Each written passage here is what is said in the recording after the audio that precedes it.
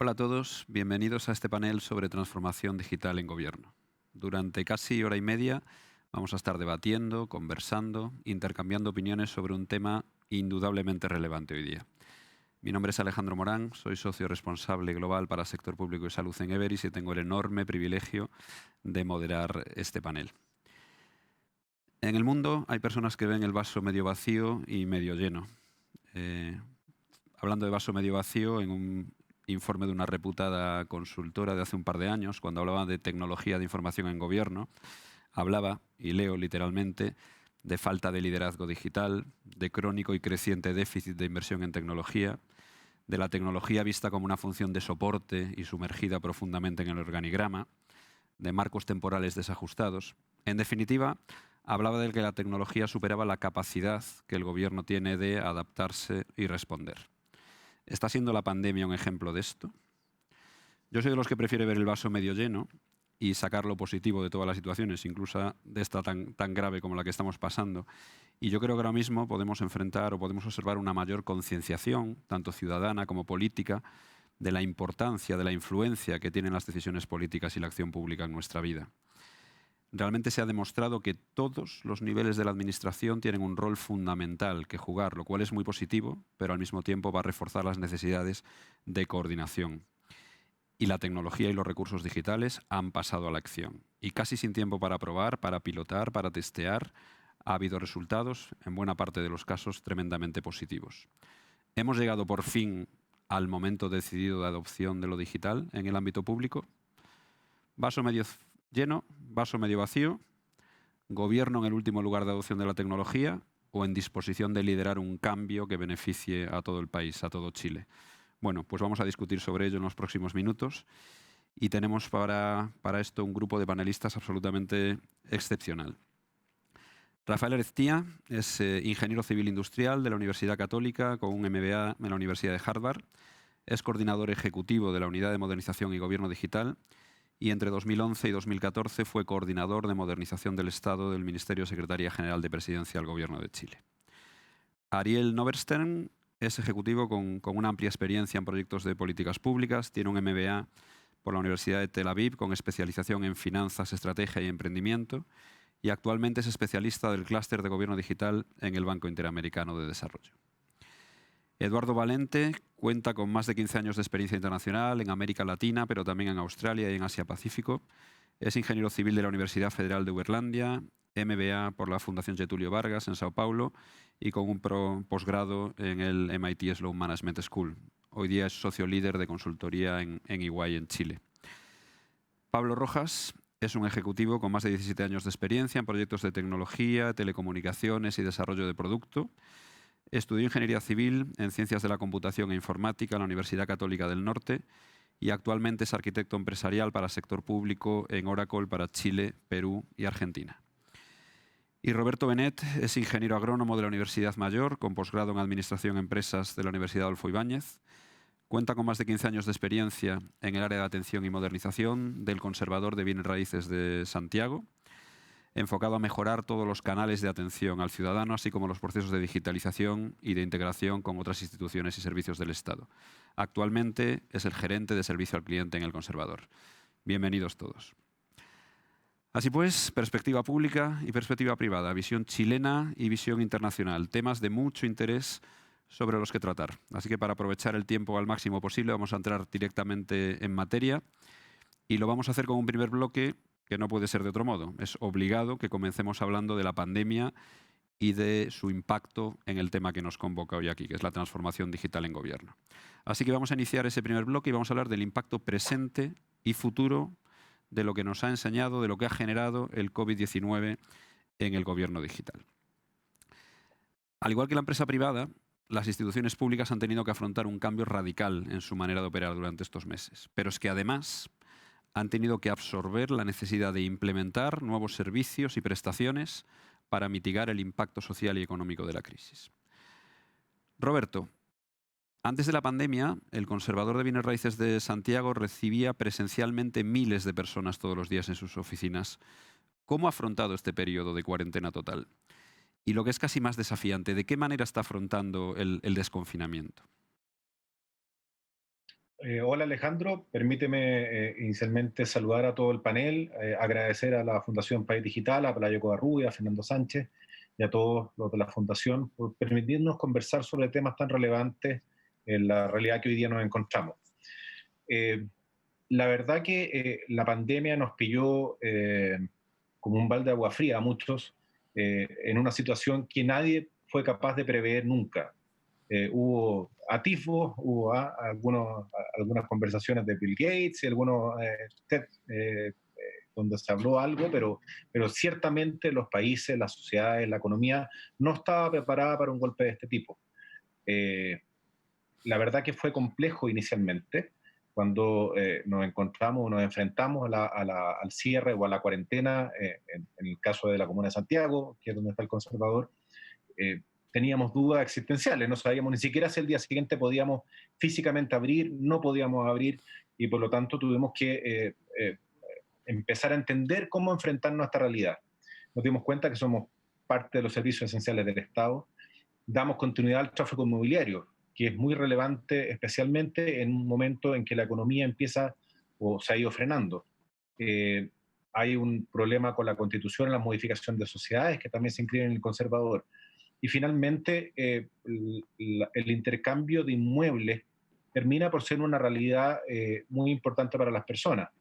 Una vez que se inscribe en el conservador, a una persona le entrega la llave de su departamento y a otra le entrega el vale de vista por lo que vendió. Y por lo tanto es fundamental que siguiéramos funcionando. ¿Qué hicimos durante este tiempo?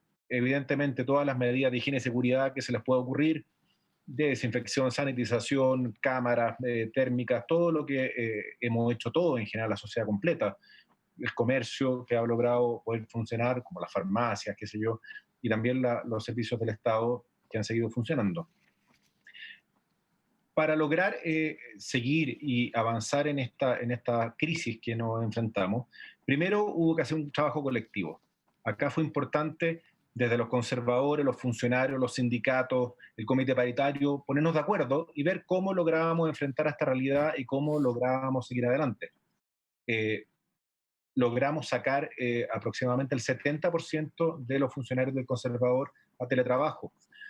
Hasta hace poco tiempo el conservador era concebido como un grupo de gente con unas mangas negras y unos timbres, digamos.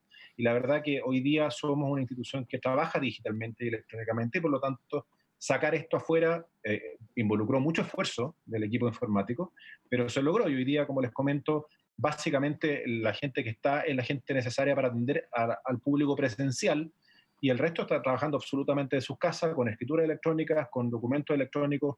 Todo lo que nosotros emitimos firmado con firma electrónica avanzada, y por lo tanto entregamos online todo. Entonces hubo que potenciar el conservador, aumentamos o terminamos de completar algunos trámites que, por ejemplo, las modificaciones de sociedades no se podían pedir en línea, lo incorporamos en este periodo, y por lo tanto hoy día tenemos eh, de lo que físicamente se puede, más del 95% de los trámites hoy día se pueden solicitar en nuestro portal. Recuerden que en el caso del conservador no se necesita la presencialidad. Yo no necesito que la gente vaya al conservador a hacer un trámite. Puede hacerlo directamente en el portal y recibir sus productos completamente. Y esto viene del primer gobierno, incluso del presidente Piñera, cuando el ministro Larroulé nos premió en su minuto, reconoció por tener una gran cantidad de trámites online. Hoy día, en el fondo, los tenemos casi todos. Nos faltan los planos, por ejemplo, que hay un problema ahí físico. ¿Cómo le entrego yo a alguien online? Puedo firmar un PDF de 2 por 3 metros, pero si alguien lo recibe no tiene cómo imprimirlo, entonces hay algunos impedimentos de ese tipo, pero el resto lo hacemos absolutamente en línea. Y también hemos potenciado Conservadores Digitales, que es una plataforma que creamos junto con la Corporación Chilena de Derecho Registral para meter este carro de modernidad al resto. Hay muchos conservadores muy avanzados. Hoy día tenemos más del 30% que están en este portal de conservadores digitales, y por lo tanto también pueden ser solicitados sus trámites y entregados electrónicamente en línea permanentemente.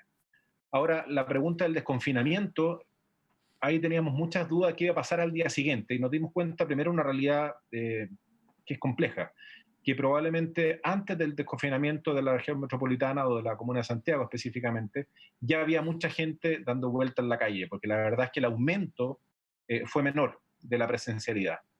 Y también se generan acá una serie de problemas donde se enfrenta la salud versus otros bienes. Por ejemplo, se ha criticado la fila en la calle de instituciones, registro civil, banco, notaría, y la verdad que en la medida que existe un aforo máximo permitido, si tienes más requirientes de los que puedes permitir en un espacio físico reducido, lamentablemente la fila es inevitable. Ahora, en el caso del conservador, eso afortunadamente la gente, como no fue un cambio electrónico de un minuto a otro, sino que veníamos de hace muchos años, la verdad que la adopción de tecnología fue muy rápida y hoy día aumentamos, del encierro, teníamos el 70% de la solicitud en línea. Hoy día estamos en el 90%. Y por lo tanto nos queda un saldo de gente que efectivamente prefiere o no sabe cómo hacer trámite electrónico, que todavía sigue yendo al conservador. Muchas gracias, Roberto. La verdad es que un ejemplo de adopción y de servicio en momentos complicados, ¿no? Rafael, el gobierno de Chile ha tenido que dar una respuesta muy rápida a desafíos que no son en absoluto menores, ¿no?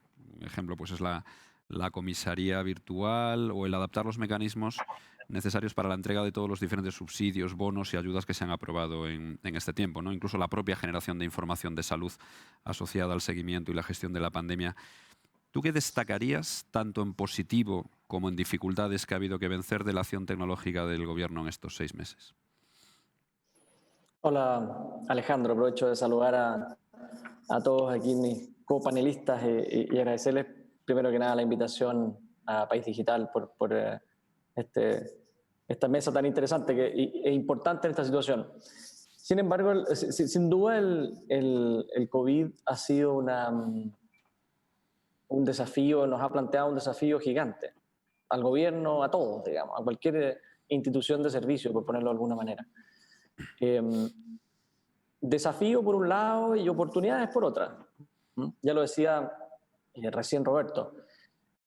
Desde el punto de vista de gobierno, hemos tenido que trabajar con una urgencia dramática, ¿cierto?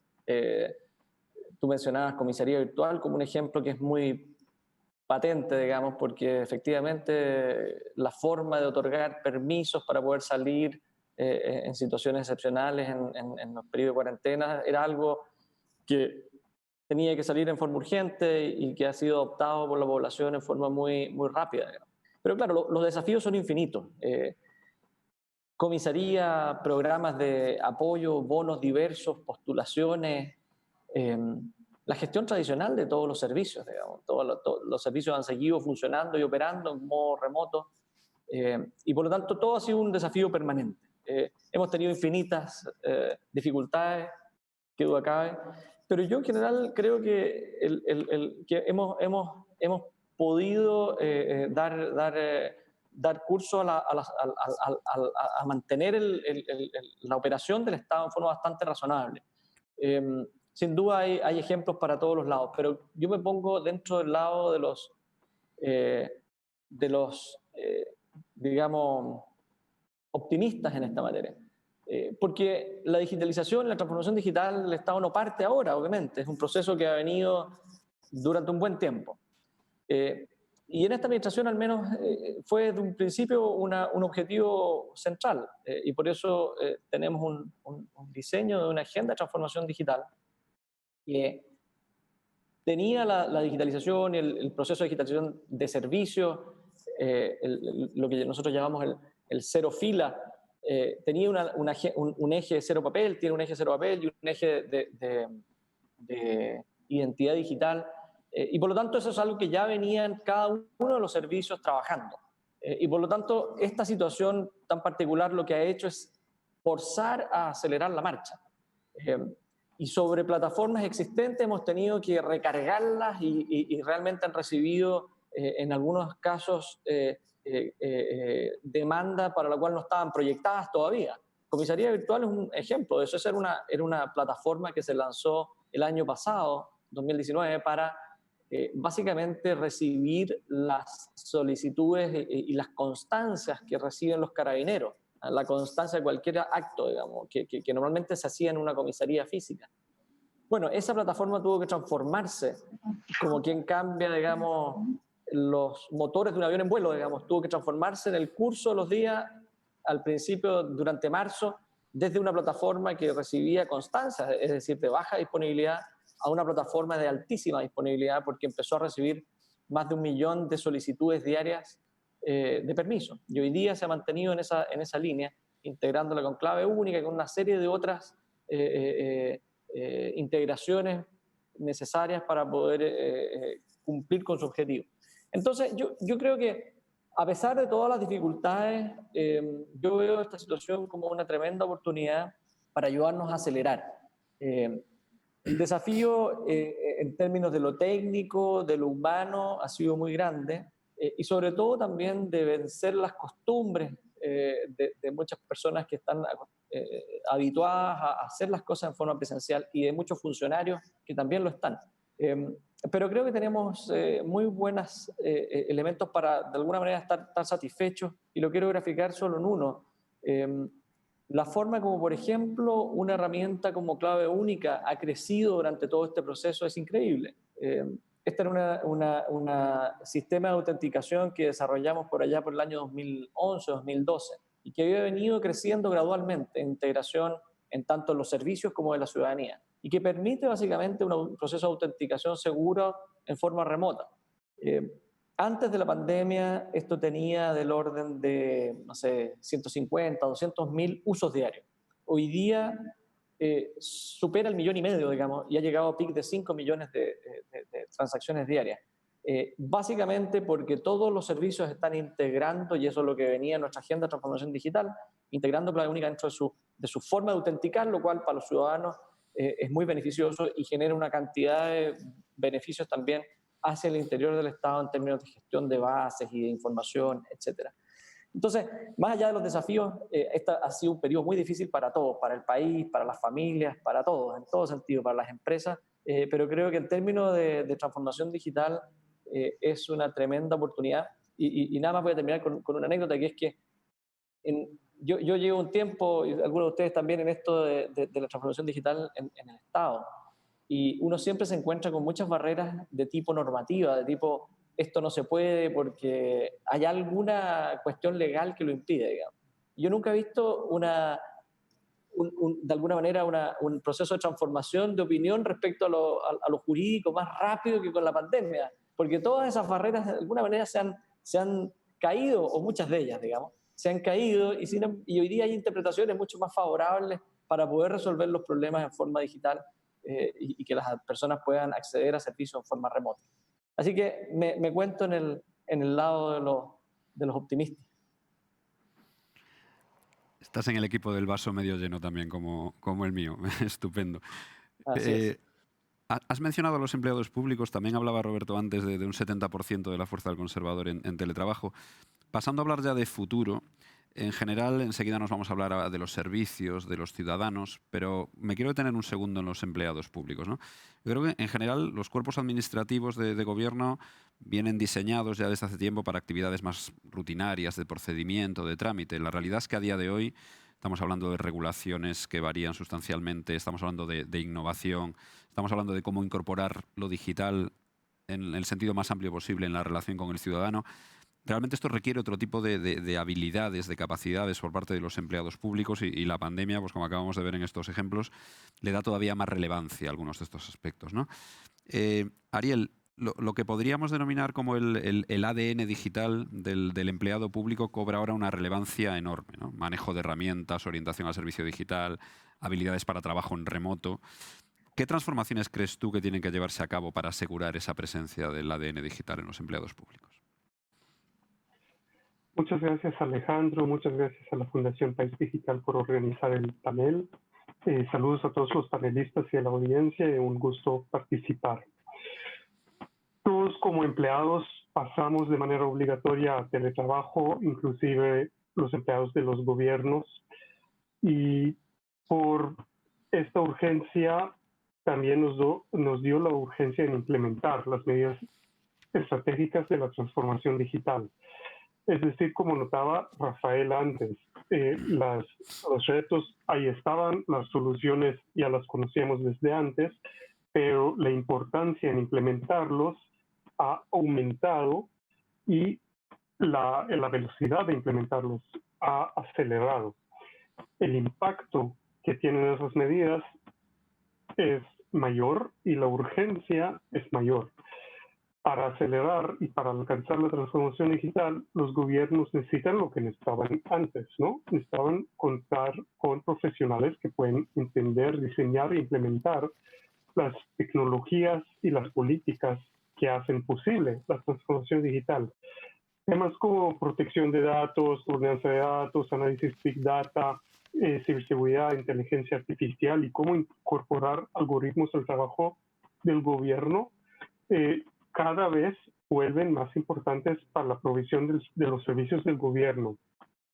Para incorporar esas innovaciones, además de los empleados, se requiere una adaptación de nuevas herramientas, de nuevos procesos, de nuevas tareas y de otra organización del trabajo en el gobierno por parte de los funcionarios y también por parte de las organizaciones. Dentro del BID, justamente estamos llevando adelante un estudio sobre la situación actual de los empleos en los gobiernos de América Latina y el Caribe. Y ahí se resalta los desafíos principales en la región del capital humano. En la región hay una notoria falta de personal calificado en lo digital. Es necesario incorporar funcionarios con conocimientos más especializados y también capacitar funcionarios que ya estén con los conocimientos que ya tienen y mejorar sus conocimientos para este nuevo entorno. También existe en la región una falta generalizada de institucionalidad más robusta, de planeación estratégica para abordar esos temas clave, como fortalecer el liderazgo digital. Una vez establecimos las competencias requeridas en los roles ejecutivos y promover nuevas formas de trabajar en apoyar la transformación digital. Así que sí, la transformación digital es necesaria en los conocimientos y las habilidades del capital humano. Ahí vamos a fortalecer esa transformación, pero el otro tema no menor es la institucionalidad, las estrategias de país como la Agenda Digital 2020 de Chile y el liderazgo para implementar las estrategias de la mejor manera posible. Capital humano, estrategia y liderazgo. Sobre estos últimos volveremos más adelante. Gracias, Ariel. Eduardo, Pablo, vuestras empresas trabajan con el sector público, pero también lo hacen con el sector privado. En este último, lo que se conoce como fuerza laboral mixta, personas más automatización de procesos, era ya una realidad. Y es una realidad cada vez más presente que ahora se acelera con la pandemia. ¿Cómo prevéis que esto pueda evolucionar en el ámbito público? Bueno, parto yo, ¿no, Alejandro? Eduardo, sí, adelante. Sí, ok. Bueno, primero que todo, muchas gracias por la invitación a todo el equipo de País Digital. Es un placer estar con todos acá y poder discutir este tema tan importante y relevante para nuestro país. Bueno, también un gusto de pasar esto con los panelistas de lujo que tenemos y poder tener esta conversación abierta con todos. Mira, la verdad que el concepto de fuerza digital mixta o el trabajo en conjunto de personas más la automatización ya es una realidad de hace mucho tiempo en el sector privado, ¿no? Hemos visto un avance increíble en todo lo que es la automatización de procesos que tiene como objetivo ayudar a las personas a hacer su trabajo más productivo, más eficiente y obviamente invertir más tiempo en donde se agrega mucho valor, que es el análisis, la toma de decisión y poder ir mejorando estos procesos y evoluyendo para agregar más valor al negocio. Y esto es una realidad que también ha llegado hace un tiempo en todo el sector público, ¿no? Hemos visto países que han avanzado mucho en digitalizar sus procesos, ¿no? Y Chile no queda atrás, ¿no? El ejemplo, como comentábamos, de la comisaría virtual es un ejemplo claro de una automatización de procesos. Yo me recuerdo las primeras semanas de la cuarentena, yo tuve como socio de UI ir a una comisaría acá cerca de mi casa y sacar un permiso para un equipo de trabajo que tenía que hacer un trabajo en un cliente. Y obviamente a la semana siguiente o 2 semanas después, todo esto se hacía de manera virtual y de manera digital y que funciona bastante bien. Entonces, esto es una realidad que sin duda en el futuro lo que vamos a ver es acelerar. Ahora, yo creo que la gran preocupación que tiene a todos los sectores, el privado y el público, y principalmente a las personas que hoy día trabajan en estos sectores, es, pucha, esta automatización, esta tecnología va a reemplazar mi trabajo o va a reducir puestos de trabajo. Nosotros lo que hicimos fue una investigación junto con Forbes en Estados Unidos y evaluamos los puestos de trabajo y hacía una proyección para el futuro de cómo se vienen los puestos de trabajo en virtud de todo lo que está pasando en la transformación digital y automatización. Y la verdad es que sí, vamos a tener aproximadamente 73 millones de puestos de trabajo que van a ser reemplazados por estas tecnologías que están llegando. Sin embargo, como te gusta el vaso medio lleno, y la verdad yo también soy de este team, es que un otro 130 millones de puestos de trabajo nuevos van a ser generados a partir de esta tecnología. Entonces, la verdad, la preocupación o la pregunta que uno tiene que hacer es, no es que voy a perder mi puesto de trabajo o este puesto de trabajo va a dejar de existir. La realidad es cómo me adapto, cómo aprendo, cómo me capacito, cómo me transformo en este camino para poder estar en los puestos de trabajo nuevos y las nuevas formas de trabajo que van a existir. Y esto para mí es clave. Lo que hay que invertir hoy día, tanto privados como en el gobierno, es en la transformación de nuestra fuerza laboral. No significa cambiar las personas, pero sí evoluir en nuestras capacidades, invertir en todo lo que es el análisis de data, todo lo que es la programación, todo lo que es las nuevas tecnologías que están llegando, que tienen como objetivo ayudarnos a ser más eficientes, tener más tiempos para mejores tomas de decisiones y obviamente agregar valor cada día más en los procesos que estamos haciendo. Creo que este es el punto clave.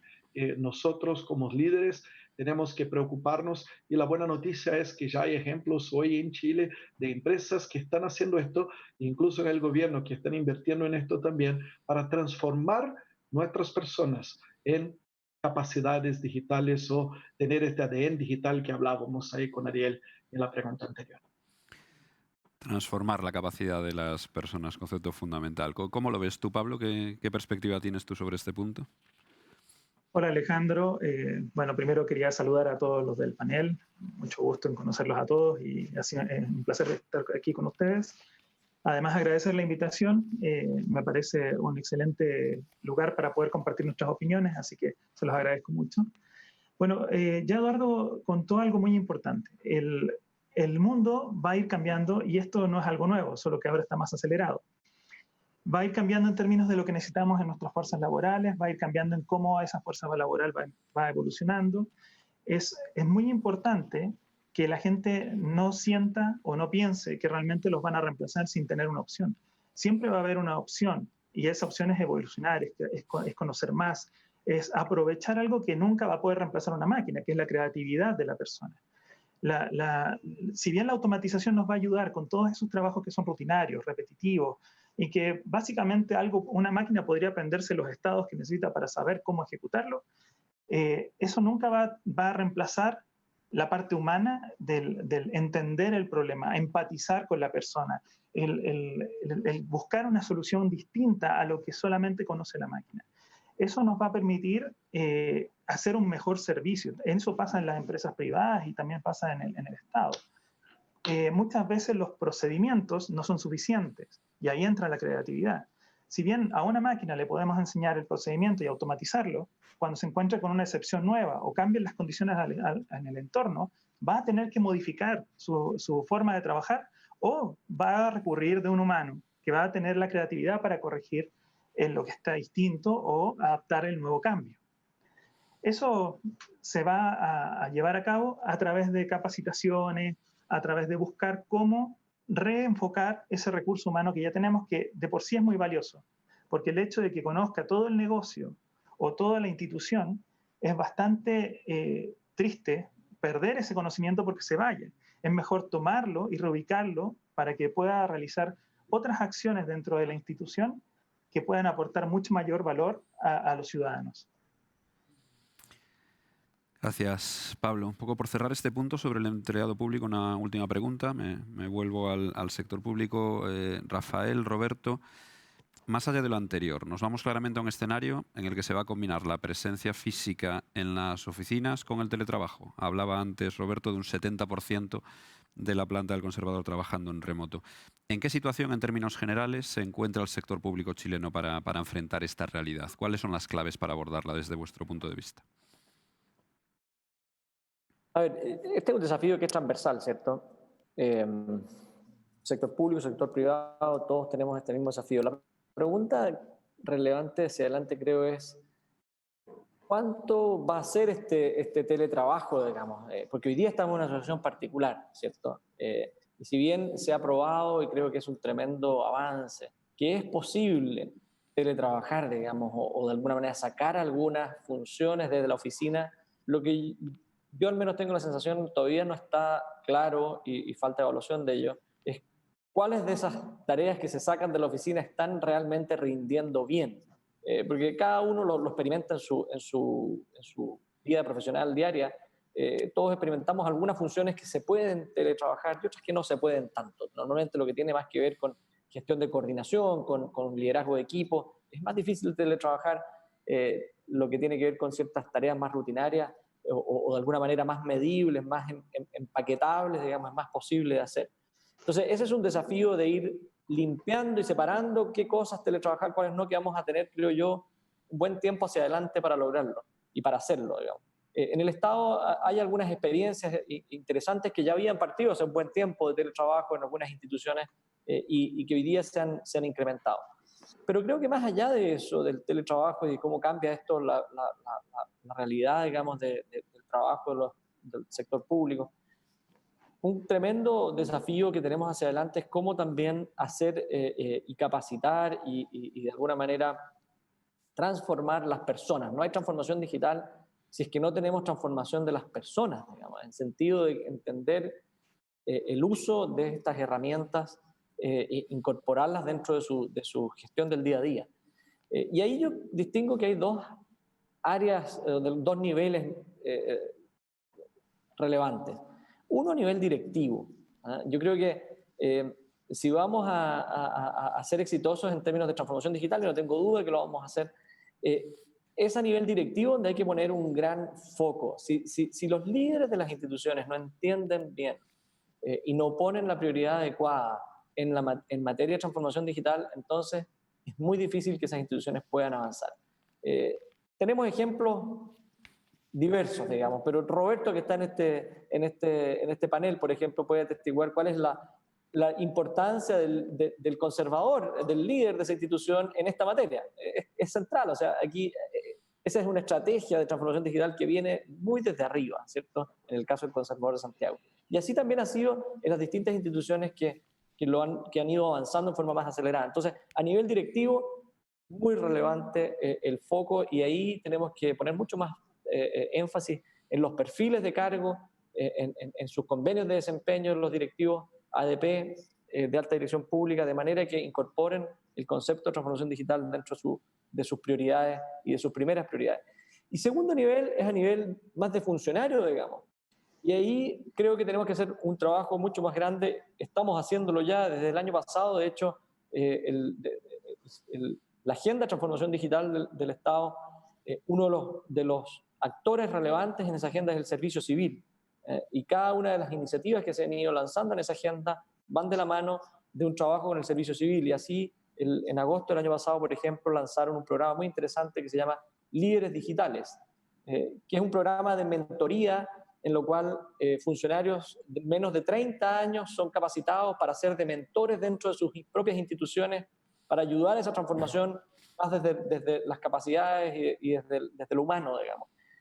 La Academia Digital es otro de los programas que el Servicio Civil ha impulsado en conjunto con la División de Gobierno Digital para efectos de compartir conocimiento, contenido respecto al tema de lo digital. Entonces, esto es algo que vamos a hablar mucho hacia el futuro. De nuevo, estoy optimista. Creo que esta situación nos ha puesto mucho más en relevancia la importancia que tiene el tomarse en serio la transformación digital y sobre todo tomarse en serio de que esto no es solo hablar. Esto tiene que ver con hacer, tiene que ver con tener un plan concreto en cada una de las instituciones de cuáles son los pasos hacia adelante en función de la actividad propia de cada institución, digamos. Pero no hay que quedarse sencillamente en ponerlo esto como un lema, sino que tiene que ser parte del plan de acción de los líderes de cada una de las instituciones. Walk the talk, ¿verdad? Roberto, ¿algún comentario adicional? Sí, no, comparto plenamente lo que plantea Rafael. O sea, la dirección es fundamental. Por algo existe dirección, si no las cosas al final no fluyen, termina siendo un caos. Entonces necesitamos siempre las instituciones una directriz clara, un norte hacia dónde avanzar. Y esto tiene varios componentes, tiene además de la dirección y de ese norte, tiene evidentemente un capital humano y laboral y capacitación fundamental. Nosotros en el Conservador participamos en una iniciativa que se llama Talento Digital, que es de la Fundación Chile con CODEA. Ok, es cómo le incentivamos y cómo le enseñamos a gente que hoy día no tiene esas habilidades y que no tiene muchas veces un título profesional, pero que sí tiene que estar metido en el siglo XXI y en la tecnología y en la digitalización en la que estamos todos. El nivel tecnológico e informático creo que es el más fácil. No estoy mirando en menos la informática, pero quiero entender que las herramientas están, pero cómo usarlas es lo complejo. Junto con eso tiene que haber evaluación, sin duda. Yo no saco nada y lo dijo Rafael, con mandar gente a la casa a trabajar si no tengo una capacidad de evaluar ese trabajo de una forma eficiente, ordenada y clara. Y por último, creo que la difusión es fundamental. Al final, lo que tenemos que hacer como instituciones siempre es poner al ciudadano como eje. Y por lo tanto tenemos que orientar nuestro actuar para satisfacer la necesidad que esa persona o ese grupo de personas tienen. Si no tenemos esa orientación, es muy complejo avanzar. Y eso es importante hacer difusión. Pusieron el caso hace un rato atrás de el uso de clave única antes y post pandemia. Ok, antes de la pandemia evidentemente había menos necesidad de usarla, pero también probablemente había una deficiencia en la difusión y eso nos permitía probablemente hacer una penetración mucho más grande en el uso de la clave única, por ejemplo, como un elemento de identificación de las personas. Así que creo que hay varios componentes en los que tenemos que trabajar. Esto claramente es multisectorial, no hay una receta única, pero si no avanzamos en todo, terminamos con una mesa, perdón, con una pata coja. Y eso siempre falla. Entonces, en el fondo tenemos que orientar nuestro actuar, tanto el mundo público como el mundo privado, como el gobierno, con las normativas, con los desafíos que vienen para adelante, de delito informático, de identidad digital, hay una serie de interacciones que son importantes y que necesitamos que todo este ecosistema funcione y fluya hacia el mismo lado. Muy bien. Vamos a hablar ahora de dos ámbitos que son críticos y fundamentales en todo momento, pero que todavía más ahora están bajo los focos. Uno de ellos es el de la educación. En estas últimas semanas estamos dedicando mucho tiempo y energía a debatir sobre si es seguro o no reanudar la actividad en las escuelas con presencia física, sobre cuándo debería producirse, sobre en qué condiciones. Pero desde mi punto de vista, al menos, le estamos dedicando mucho menos del necesario a si realmente, igual que en los ejemplos que hemos visto hasta ahora en la conversación, deberíamos aprovechar la oportunidad para impulsar decididamente una adopción tecnológica en el sentido más amplio posible para la educación digital. Ariel, ¿tú crees que en Latinoamérica en general y en Chile en particular vamos a ver en el corto plazo una apuesta efectiva por estructurar de verdad la educación digital o vamos a dejar pasar la oportunidad? Y si la respuesta es afirmativa, ¿nos vamos a limitar a una transformación de canal y pasar de la actividad en el aula a hacerla en el Zoom? ¿O de verdad vamos a abordar esa actualización del modelo pedagógico que lleva vigente siglos a la realidad y a las posibilidades que nos ofrece la tecnología en el siglo XXI? Sí, la respuesta es afirmativa. La educación se está transformando digitalmente sí o sí. Tanto dentro de la aula, que hoy en día es una aula virtual por Zoom, como en las experiencias de vida de cada uno de los alumnos fuera de la aula. Se está también transformando tanto en los medios que se usan, por ejemplo, el Zoom o la iniciativa TV Educa en Chile, como en el contenido y las habilidades que se desarrollan. Por ejemplo, la comunicación en línea o la robótica o cualquier habilidad digital que los alumnos desarrollan.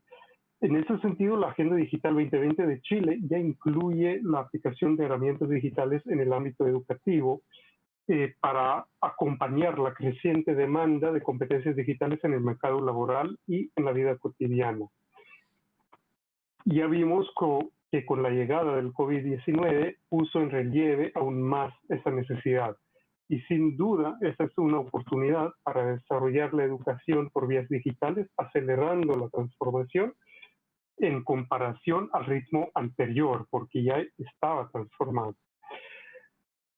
Debemos decir, ¿no?, que al igual que casi cualquier otro país del mundo, creo yo, se hizo evidente que el sistema educativo chileno no estaba lo suficientemente preparado para pasar completamente de un día al otro de una modalidad presencial a una modalidad en línea con más de 3 millones de escolares y más de 1 millón de universitarios.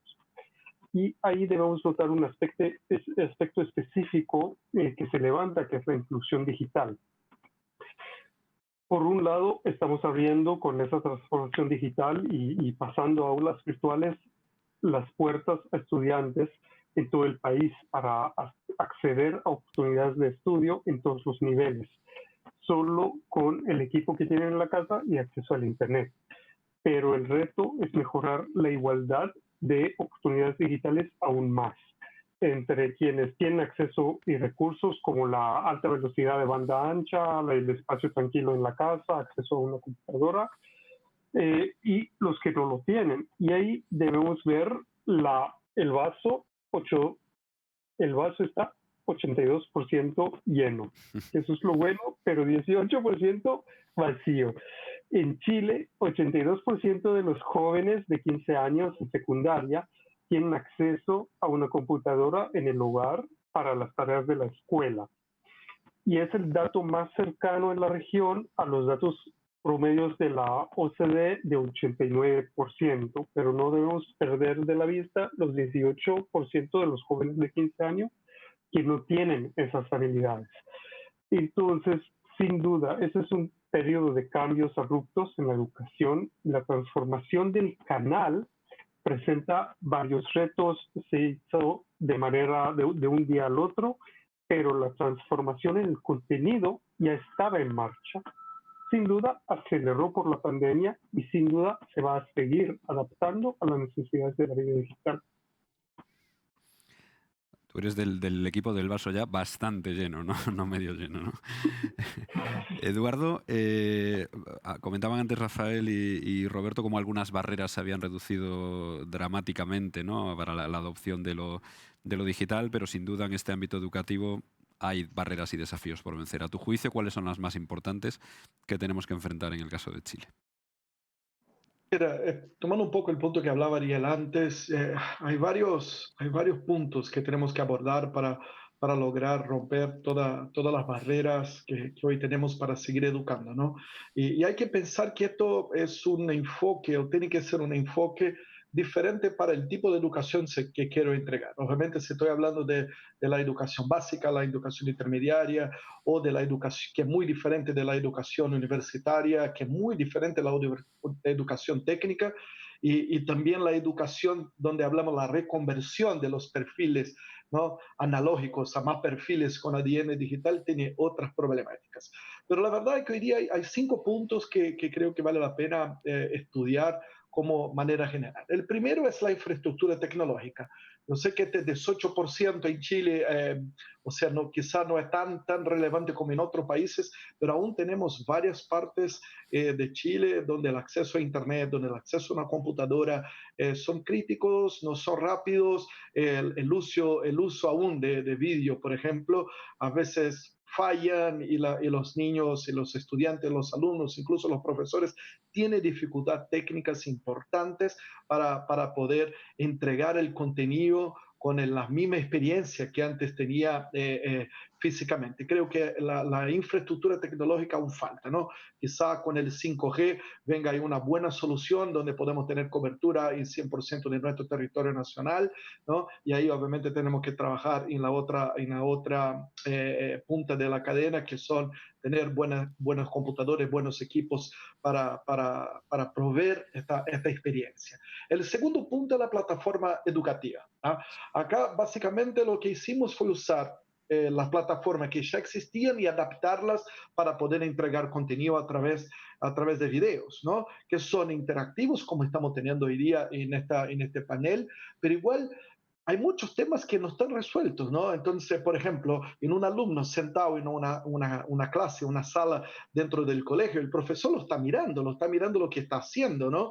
Yo veo a mi hijo que tiene 12 años hoy día, tiene 2 pantallas, ¿no? Está ahí haciendo Alt-Tab, una está mirando el profesor, el otro está haciendo un juego, está haciendo cualquier cosa, pero no tiene, de nuevo, la misma experiencia que puede tener dentro de una sala de clase, ¿no? Entonces, la plataforma educativa también creo que es una barrera y que tiene que evolucionar para poder de alguna manera suplir este gap que tuvimos o el déficit que tenemos de la experiencia de un alumno en una sala. El tercer punto que yo encuentro súper importante es la madurez digital. Y acá hay 2 ámbitos de la madurez digital. Uno, por parte de los alumnos.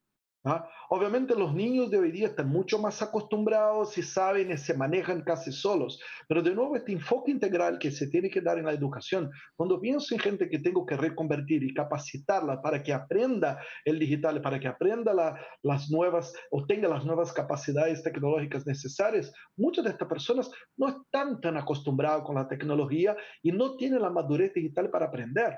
Aún los niños, cuando tengan la madurez digital para entrar en un web browser, para lograr enchufarse rápido tecnológicamente, aún le falta esta madurez digital de gastar tiempo estudiando y de gastar tiempo aprendiendo, ¿no?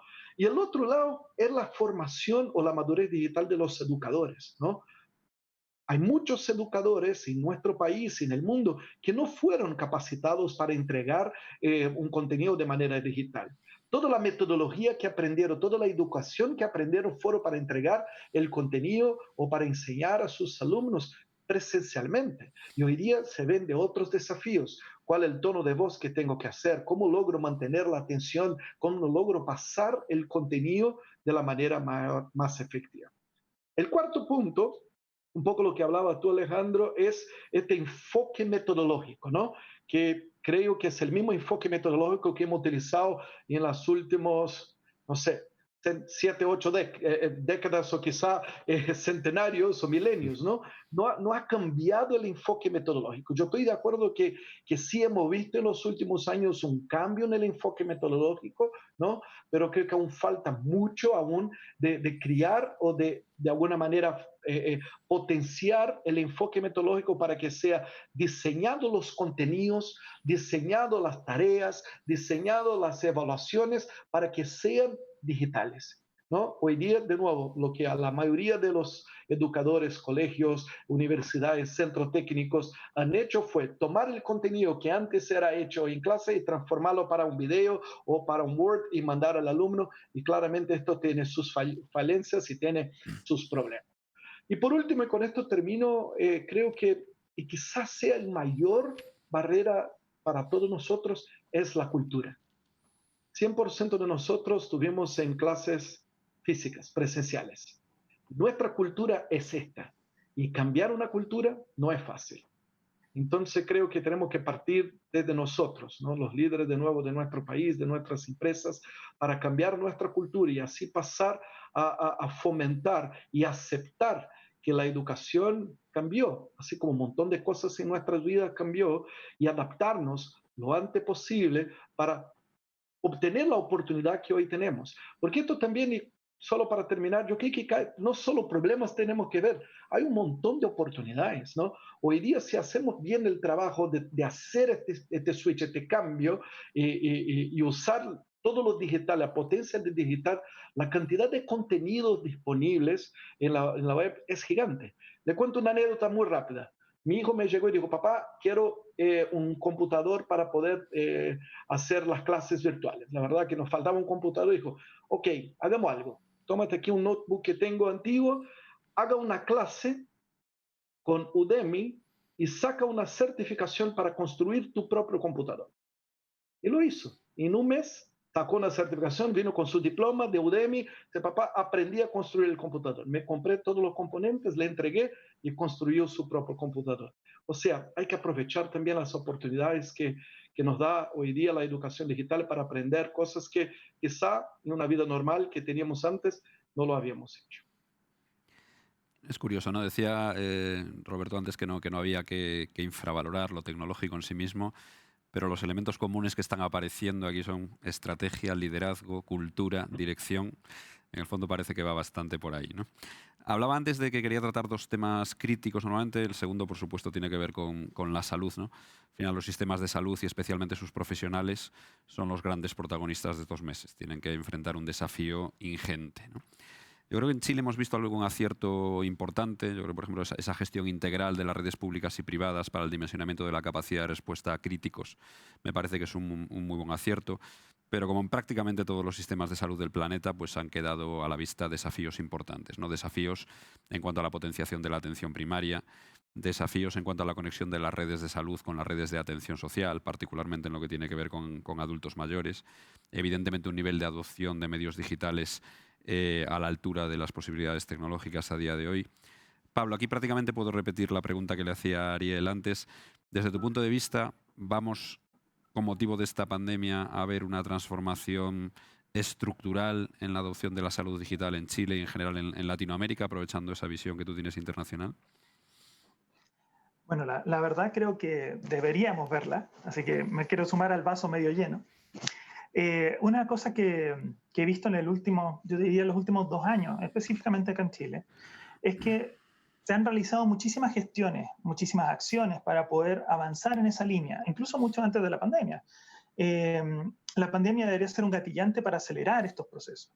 Pero yo personalmente he participado en mesas de trabajo para definir fichas digitales de los pacientes, en talleres para ver cómo utilizar blockchain para proteger las decisiones de los pacientes, recuerdo, del uso de sus datos médicos, cómo trabajar lo de la receta electrónica y que sea súper segura y no cause ningún desastre con nuestros métodos actuales que tenemos para proteger el uso de los medicamentos y a quién le pagan los medicamentos o no. Se han hecho consultas al mercado también, se han hecho incluso licitaciones, todo con el propósito de buscar aquellos aspectos que pueden llevar nuestra salud a una salud digital. Algunos temas que se han buscado entre esos han sido la interoperabilidad, que sin duda es clave para poder tener en línea toda la información de nuestra ciudadanía y poder reaccionar ante cualquier cosa. Un ejemplo que me contaban hace un tiempo atrás desde el mismo Ministerio de Salud es que si una persona tenía un accidente en sus vacaciones, por ejemplo en Arica, está vacacionando en Arica y tiene un accidente y lo llevan a un hospital, no necesariamente van a encontrar sus datos en el hospital y la persona puede ser alérgica a algo o no y le van a administrar algún medicamento y tiene que reaccionar el médico para poder contrarrestar lo que le haya producido una alergia. Esas situaciones se neutralizarían teniendo una interoperabilidad que conecte todos los sistemas de los hospitales, de los centros de salud. Y por otro lado, el tener un registro único de pacientes también es una cosa clave. Es decir, primero tenemos que ser capaces de identificar al paciente individualmente. Muchos de nuestros registros actuales guardan la información de los pacientes en sistemas que son localizables dentro de un hospital o de un Cefán o de un lugar más pequeño que toda una red.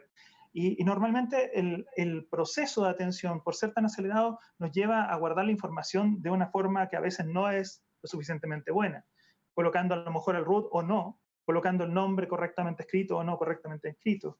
Todas esas cosas nos llevan a pensar que es necesario, y por eso que estaban haciéndose todos estos procesos de búsqueda de tecnologías para poder hacer esto. Y por otro lado, también he visto ejercicios tan interesantes como fue en su momento la propuesta del hospital digital, que era bastante radical con respecto a lo que se estaba haciendo en ese minuto.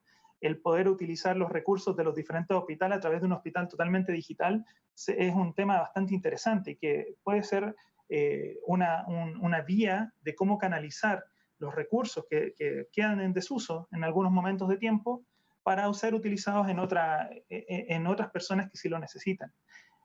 Hay muchas iniciativas, como decía, que están andando. Y también hay ejemplos en otros lugares. Si uno empieza a mirar a los vecinos, por ejemplo, tenemos en Brasil ya construida esta ficha única de paciente y también esta red de interoperabilidad. Lo mismo me pasa con Australia o Singapur. Ellos también tienen ya desarrollada esta plataforma. Si bien quiero ser claro, o sea, eso no significa que fueron mucho más eficientes o no que nosotros contra el coronavirus. La verdad es que ningún país en el mundo creo que haya tenido un sistema de salud capaz de abordarlo de una sola vez y con un éxito rotundo, si no lo habríamos visto en las noticias ya desde hace rato. Sin embargo, créanme que es mucho más fácil cuando la información ya fluye entre los diferentes centros de salud, el poder atender mejor a esos pacientes. Y incluso hay algunos sistemas en otros lugares, como por ejemplo en el mismo Brasil, de hecho, hay un sistema de seguimiento de los enfermos críticos. Es un sistema de seguimiento. Una de las cosas que más nos ha costado en un principio, porque hoy día creo que está un poco más controlado, ha sido hacer el seguimiento de aquellos enfermos de coronavirus y saber cuáles son los contactos que tienen a su alrededor. Eso ya lo tenían, entre comillas, resuelto con uno de los sistemas que están en Brasil. Por otro lado, el autoservicio o autoatención o la teleatención médica también está muy desarrollada en otros lugares. Inglaterra tiene el NHS tiene servicios, por ejemplo, para las futuras mamás, para que se autoatiendan dentro de las páginas web o dentro de su celular y no tengan que ir continuamente a la clínica a recibir consejos de cómo prepararse para el día que nazca su bebé. O tenemos en hora que me parece que tenemos un cliente que se llama Doctor Consulta en Brasil que da telemedicina. Y en ese caso aplica tecnologías de IoT donde colocan dispositivos que a través de la lectura a través del celular envían el estatus o el estado de las personas de algunos elementos críticos para poder saber su estado de salud. En fin, yo creo que sí existe la garra, la gana de hacerlo en Chile. Ya, por algo llevamos varios años trabajando en el tema. Y también existen ejemplos que podemos importar. Entonces, yo creo que la respuesta sí es positiva. Vamos a tener algún avance en esto y yo creo que el coronavirus ha dado fuerza en esto. Hemos sido capaces de levantar hospitales en pocos días. ¿Cómo no vamos a ser capaces de avanzar trabajos que ya llevamos 2 años desarrollando? Sí, yo creo que coincido contigo en que el de la salud es sin duda el ámbito que más cambio está sufriendo, incluso en lo cultural que mencionábamos anteriormente, ¿no? Es decir, de unos profesionales en general muy conservadores en cuanto al contacto físico y la presencia física con sus pacientes, unos pacientes igualmente conservadores, y hemos pasado de no entender en nuestros esquemas mentales una consulta que no sea presencial a confiar en algunos países en asistentes virtuales que con un algoritmo nos dan un grado de sospecha sobre algo que realmente puede terminar con nuestra vida, ¿no? Eso sí que es un cambio muy, muy, muy acelerado y que efectivamente es una oportunidad que yo creo que debemos aprovechar. Vamos a hablar ahora mismo de interoperabilidad en sentido general en el Estado, pero quería hablar de un tema que me parece particularmente interesante y que tiene que ver con la interoperabilidad. Interesante porque creo que nos podemos anticipar a un problema que se viene, un problema que en realidad ya prácticamente está aquí y que requiere unas dosis de cooperación entre las administraciones muy grandes. Hablo del envejecimiento de la población, una realidad en Europa, una realidad a la que no está demasiado lejana a Chile y que tiene 2 impactos muy concretos que tienen que ver con la salud, que son la cronicidad y la dependencia. Desde mi punto de vista, la única manera de abordar esta problemática es creando un espacio sociosanitario único que permita una gestión integral de esa atención, tanto de salud como social, y esto requiere un esfuerzo enorme de coordinación, tanto entre instituciones sectoriales del ámbito de desarrollo social, salud, servicios, pero también diferentes niveles de la administración, tanto central como regional y local. Rafael, ¿cómo crees que se puede afrontar desde el Estado esta nueva realidad que tenemos tan inminente? Bueno, esta es una realidad que afecta todos los ámbitos del Estado, digamos. O sea, el envejecimiento es uno de los desafíos que el presidente Piñera ha puesto como los desafíos hacia adelante del país, digamos. Cambio climático, envejecimiento, etc. Y esto porque cambia mucho todas las formas en cómo se relaciona y cambia de alguna manera el usuario del Estado. Y efectivamente, desde la perspectiva de la salud, el cómo nos hacemos cargo de esos dos elementos que dices tú, de los crónicos, de la cronicidad que llamas tú, y la dependencia, es muy relevante. Y quiero anclarme aquí, y es muy relevante porque al final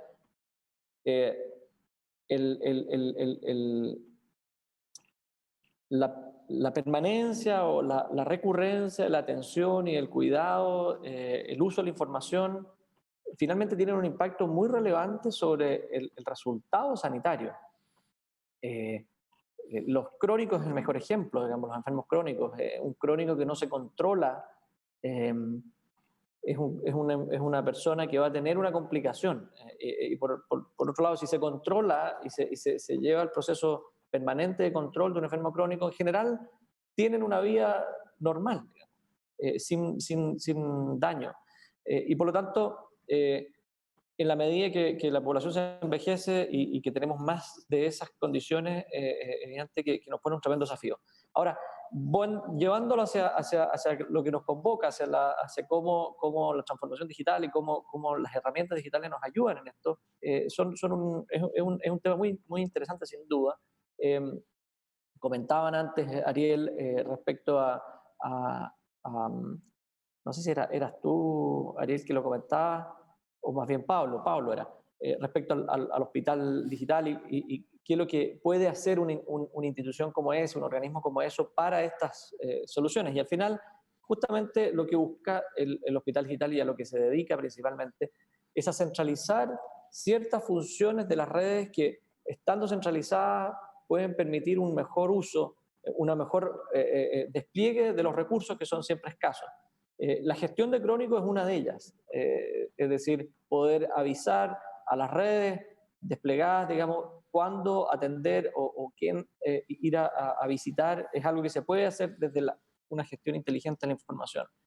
Otros elementos que son muy promisorios en materia de hospital digital, de esta lógica más centralizada de gestión de la información, es todo lo que tiene que ver, por ejemplo, con consultas de especialistas que son muy escasos y que por lo tanto no puede uno tener especialistas en cada uno de los puntos de la red y que sin embargo la interacción digital, la interacción así como la estamos teniendo ahora, digamos, por videoconferencia o alguna de esos elementos de video, no tiene una pérdida muy relevante en la calidad, digamos.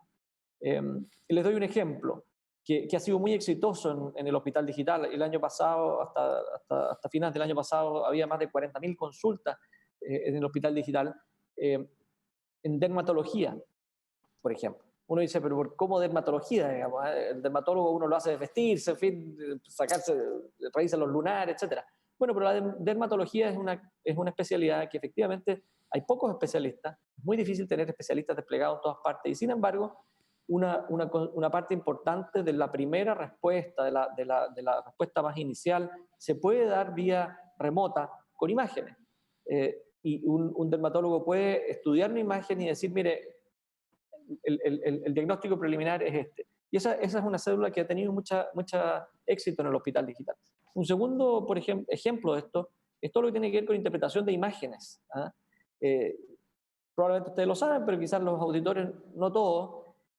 Las imágenes en general de médicas, digamos, las resonancias magnéticas, no se estudian in situ, ¿cierto? No es que la persona vaya pasando por dentro del resonador y el doctor vaya viendo la imagen, digamos, y cuando terminó de pasar por el resonador, bueno, se acabó la imagen. No es eso, ¿cierto? La imagen se hace, se saca, se procesa, porque en la práctica es una composición, digamos, y finalmente lo que hay es una interpretación de esa imagen. Entonces, eso es algo que hoy día, por ejemplo, está haciéndose en forma muy exitosa desde el hospital digital en todo lo que tiene que ver con mamografía. Se ha desplegado un conjunto de mamógrafos en la red primaria, en consultorios, y la interpretación de estas mamografías se hace centralizadamente en el hospital digital con los mejores especialistas. Y ahí no hay ninguna dificultad ni pérdida de calidad, digamos, al contrario. Son personas que hoy día pueden acceder a una mamografía desde el nivel central. Entonces, nada más quería graficar con dos ejemplos cómo el uso de la tecnología, como el uso de una lógica más centralizada de gestión de la información permite potenciar las redes físicas. Siempre vamos a tener redes físicas, por supuesto. Estamos en la mitad de una pandemia que ha potenciado el uso de lo digital, pero creo yo el desafío es cómo hacer eso, cómo lograr potenciar, más que pensar en que realmente cambió todo. Lo que vamos a hacer aquí, tener es una cuestión mucho más mezclada, y también me anclo en esto, en algo de lo que conversaban antes respecto a la educación. No es que la educación también vaya a cambiar completamente, digo yo. La pregunta es cómo incorporamos ciertas herramientas, ciertos conocimientos, y cómo aceleramos eso, esa incorporación, porque al final del día, y terminando con esto, efectivamente con una población que se envejece, que tiene una movilidad menor, el desafío de poder llegar a ellos en forma remota es cada vez más importante para todo ámbito de cosas, y eso también tiene que ver con las cosas no tan críticas como la salud o la educación, sino que simplemente también con procedimientos, trámites, etcétera. Y ahí el desafío principal va a estar, como decían antes también, en la capacidad de tener a todas las personas conectadas y en la capacidad de interactuar digitalmente, digamos. Creo que esos dos elementos van a ser claves de aquí en adelante. Gracias, Rafael. Llevamos ya algo más de una hora de conversación. La verdad es que yo podría estar 4 o 5 más aquí porque está resultando muy interesante, pero nos vamos a tener que ceñir a unos 20 minutitos. Nos van a quedar muchos temas en el tintero, pero sí me gustaría hacer una serie de preguntas que no me gustaría que se nos quedaran fuera, ¿no? Decía hace un segundo que íbamos a hablar de interoperabilidad en sentido más amplio. En términos generales y en Latinoamérica, los estados se van fortaleciendo, esto implica crecimiento por una parte, normalmente descentralización por otra, y esto está acarreando fragmentación institucional. Y con la fragmentación institucional viene la fragmentación tecnológica también, ¿no? Esto quiere decir que en muchas ocasiones nos vemos con una gestión por silos, en términos generales, pero también en términos tecnológicos, y esto dificulta realmente llegar al ciudadano desde una perspectiva homogénea o de sencillez. Yo creo que en realidad lo que está ocurriendo es que le estamos trasladando al ciudadano la complejidad propia de las estructuras administrativas. Entonces, a mí me gustaría preguntaros, por una parte, Ariel, desde un punto de vista de organización, de estrategia, como tú decías antes, ¿cómo se podría soslayar esto? ¿Cómo se podría realmente simplificar desde la perspectiva del ciudadano el acceso a los servicios públicos digitales? Y Pablo, desde el punto de vista tecnológico, ¿qué crees que acciones son necesarias para facilitar lo anterior? Gracias, Alejandro. Así es, el problema es tal como comentas. Nosotros en el BID hicimos un estudio, una publicación que se llama El fin del trámite eterno, cual diagnostica lo que está pasando en la región con trámites. En general, los trámites son lentos, son vulnerables a la corrupción, generan altos costos de transacción para las personas y para las empresas y para cualquiera. Terminan excluyendo gente con menores o con menos recursos, y muchos todavía de las transacciones se gestionan por papel, y todo esto presenta altos costos tanto a los ciudadanos como al Estado. El problema tiene que ver con una falta de coordinación y colaboración institucional, con la alta complejidad que notas, Alejandro, la alta complejidad regulatoria y falta de datos sobre la experiencia de los usuarios con los servicios. Muy pocos países aplican encuestas de salida de sitios de prestación de servicios. Entonces, no tenemos esa visión de la experiencia del ciudadano. ¿Qué es lo que debemos hacer para poder avanzar? Hay distintas cosas, ¿no? Debemos, como notamos justo, conocer la experiencia de la ciudadanía con los trámites. Hay que generar esa información objetiva mediante fuentes administrativas, mediante encuestas, mediante observaciones directas. Debemos eliminar trámites donde sea posible, promover interoperabilidad y reglas de una sola vez. Quiere decir que el ciudadano no debe entregar los datos más que una vez al gobierno, mediante la conexión de distintas bases de datos del Estado para que se comparte la información. Debemos rediseñar los trámites con la experiencia de los ciudadanos en mente. Debemos facilitar el acceso a los ámbitos digitales. Eso quiere decir invertir en las bases del gobierno digital, como las hemos notado antes, ¿no?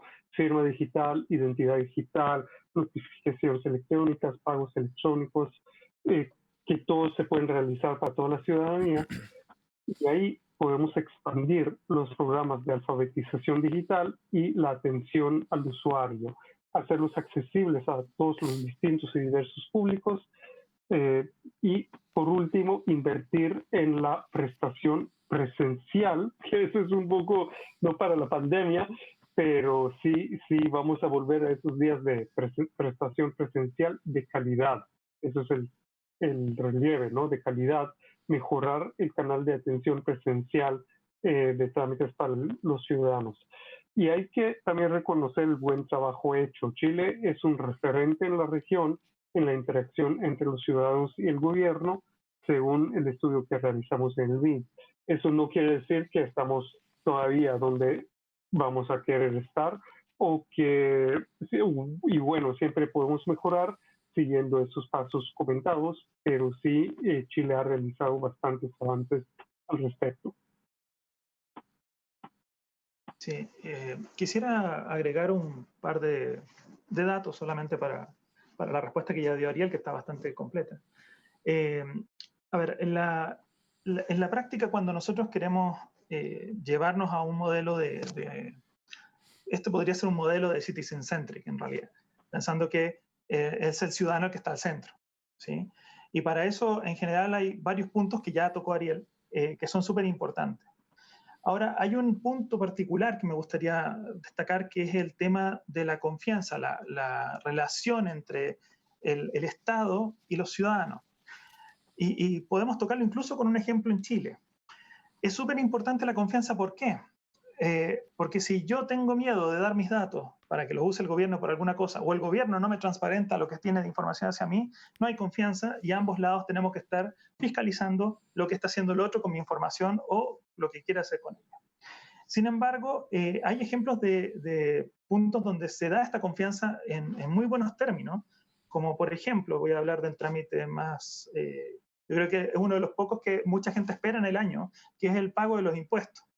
En Chile debe ser uno de los pocos países donde, si uno entra a la página, se identifica apropiadamente, le va a dar un informe de cómo debe pagar sus impuestos, personalizado, solo dirigido a la persona que lo está recibiendo.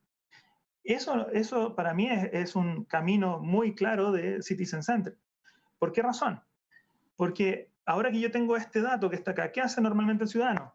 Le da una mirada, ve si está todo más o menos en orden, agrega 2 datos que faltan y pone acepto. Y eso es confianza. Es confianza en que los datos que estaban ahí son verdaderos, en que el servicio de impuesto interno lo trabajó correctamente, lo colocó en un formato que yo puedo entender ahora, y además me está diciendo cuál es mi cuenta de corriente para que me hagan la devolución o cuánto debo pagar en caso que tenga que pagar.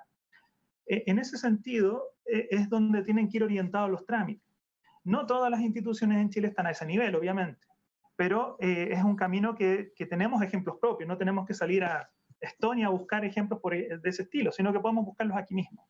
Y no son los únicos servicios, hay más servicios que también tienen ese nivel de preparación del trabajo para ese ciudadano, lo cual es exactamente por donde tenemos que transitar, es exactamente cómo también vamos a recobrar mucha confianza de la ciudadanía con las respectivas instituciones.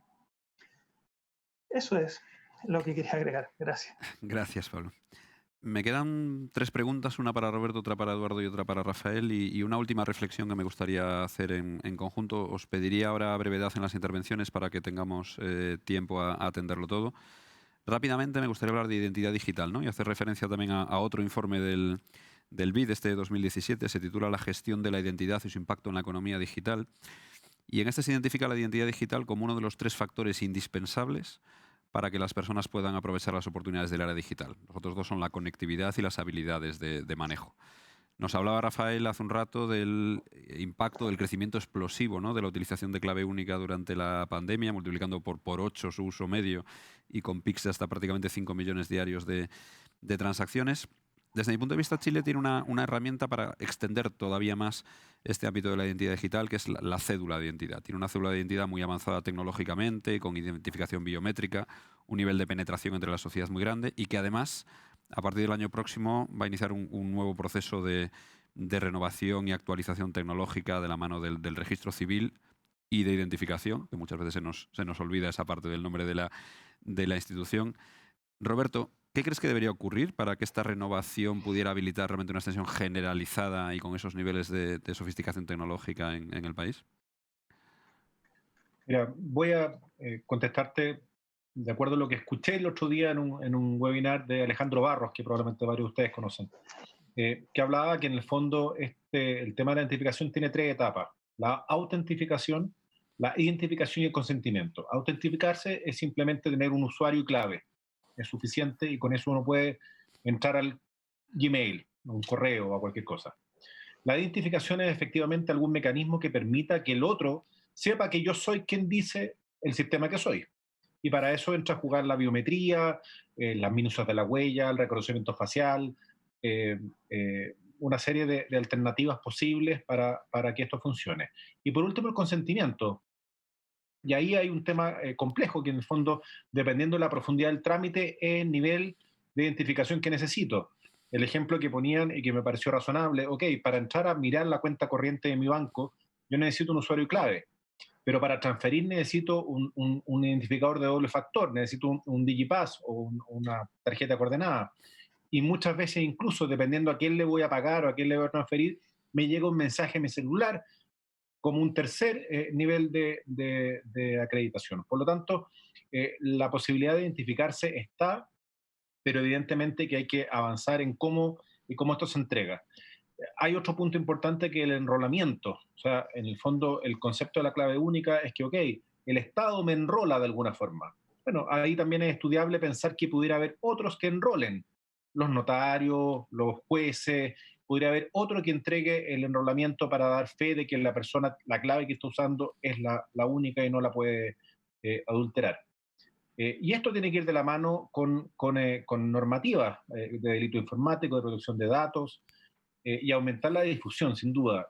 La clave única, lo que dijo Rafael hace un rato atrás, de pasar de 150.000 a 5 millones, es una locura de aumento, pero eso ha sido porque las circunstancias obligaron.